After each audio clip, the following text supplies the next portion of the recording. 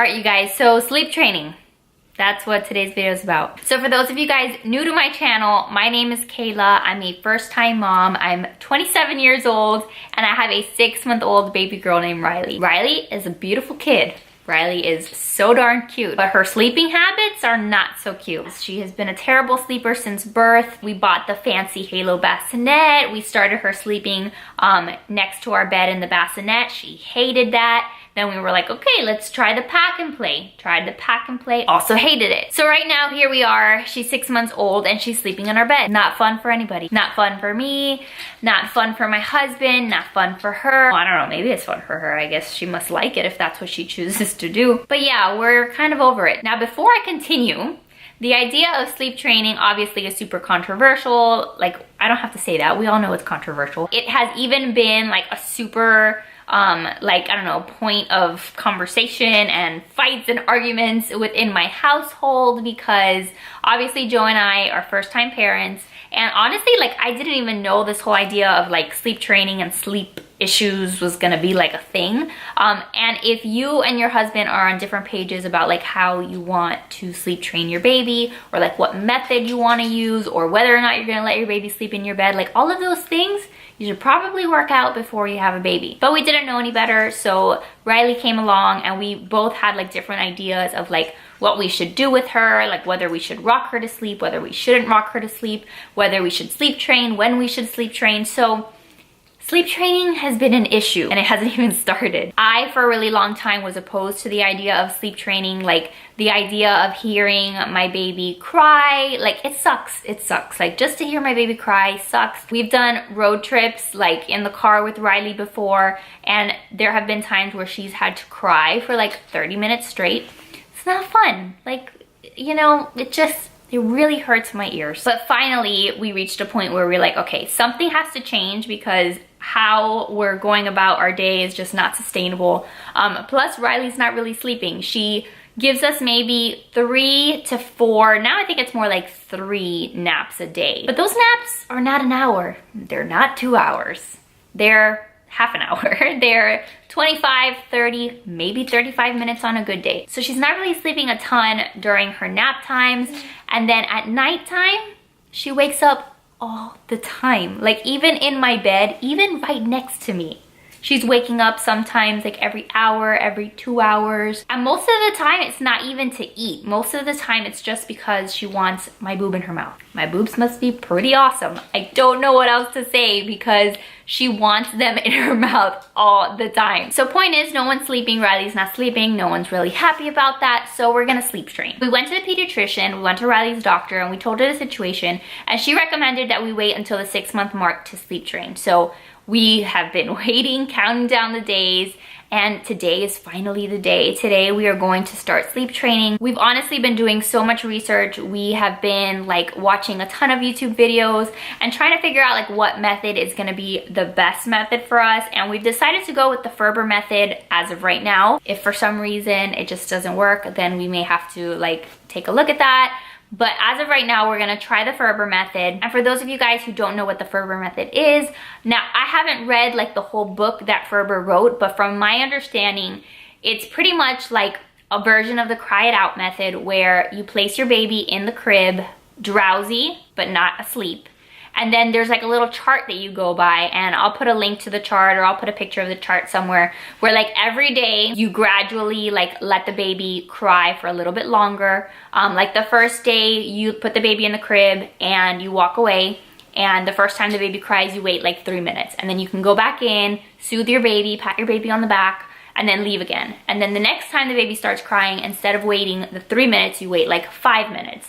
And so the increments keep getting longer and longer apart, so that way your baby learns like, okay, I've got to put myself to sleep. They learn self-soothing methods, and eventually they fall asleep. What that eventually is gonna look like, I don't know. I don't know how long Riley is going to cry. Not looking forward to that, but I'm gonna document it all, so that way I know like each day how long it took her to go to sleep. Wish me luck, guys. Wish me luck, because I know it's not gonna be easy, but it is something that I really feel is gonna be good for her and for our family. So if you guys have done sleep training with your babies, please leave me any advice, any suggestions that you have down in the comments. Again, I know it's super controversial. I know that there are so many people who decide that sleep training is not for them. And for you guys, like, I get it. I get it because I was there for a very long time and I respect that. I think we all need to respect each other's opinions as parents. You've got to do what works for your family. I can tell you that we've done the very gentle method right now. We've done the, oh baby, you want to sleep in my bed? Sure, come right in. Like, we've done that. We did that for a really long time.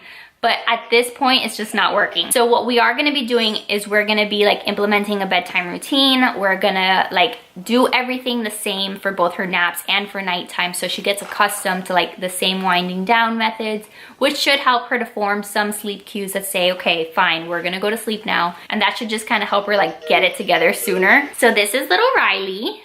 Say hi to the camera.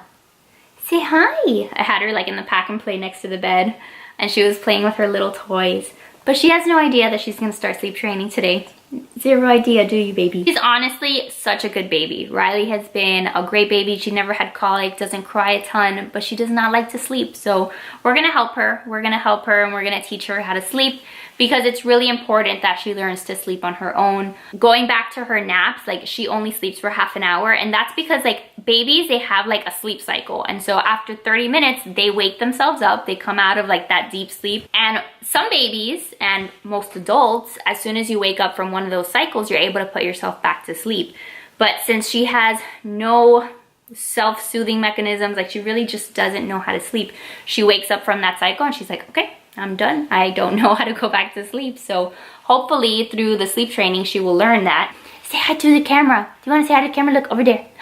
Hello. Hello to the friends. You want to say hi to your friends? We've also been introducing solids to her diet this week since she turned 6 months. So I'm hoping that that will help her like to stay fuller at night. And then this whole like past week, I think almost like the past 2 weeks, I've also been trying to break the association of nursing her to sleep, because there did come a point where I just got so lazy. I got so tired of her screaming every single time that I was putting her down for a nap that I just started nursing her to sleep, and she would, that worked. Like she would go to sleep right away. That is also like a really bad sleeping habit, because then the babies learn that that's what they need in order to go to sleep. So when they wake up in the middle of the night and they don't have that, they just don't go back to sleep. So I've been working on that, and it, you know, it's been going. She's definitely cried a bit going down for her naps and stuff like that. But I'm hoping that that will make that transition a lot easier. A couple other things. We have a monitor set up in her room, so that way we can watch her.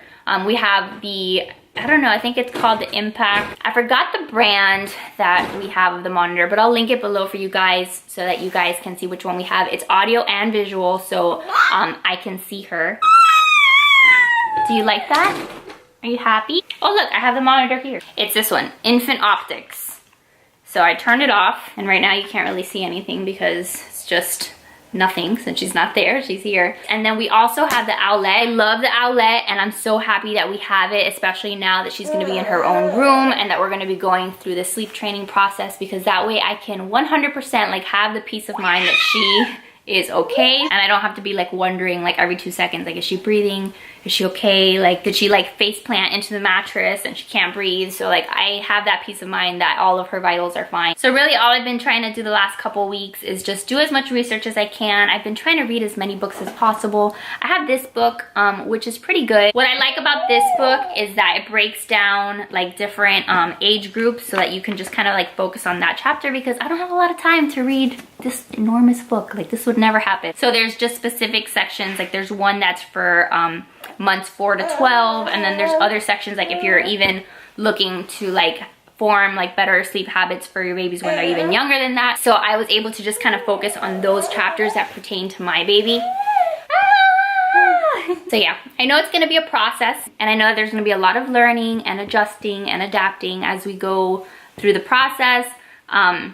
But I'm hoping to just share my experiences with you guys. And that's really why I wanted to make this video in the first place. And that's why I'm gonna be documenting this for you guys, because I know what it's like to be a first-time mom and not have any idea how to do any of this stuff. So honestly, like if I can just share any successes or failures or learning lessons with you guys, and that's what I'm here to do. That's it. I'm not gonna keep rambling because I probably could ramble about this forever. Point is, I was against this for such a long time, We're finally doing it. We're keeping our fingers crossed that it's good for everyone. And that's it. So stay tuned. I'll keep you posted. If you did like this video, give it a big thumbs up. Subscribe to my channel. If you're new, turn on that little notification bell so you get notifications every time that I make a new video. Leave me all of your comments, suggestions in the comment section. Don't just say, hey, you suck because you're sleep training. Like, leave me helpful stuff, okay? And that's it. So we'll see you guys in the next one. Bye, guys.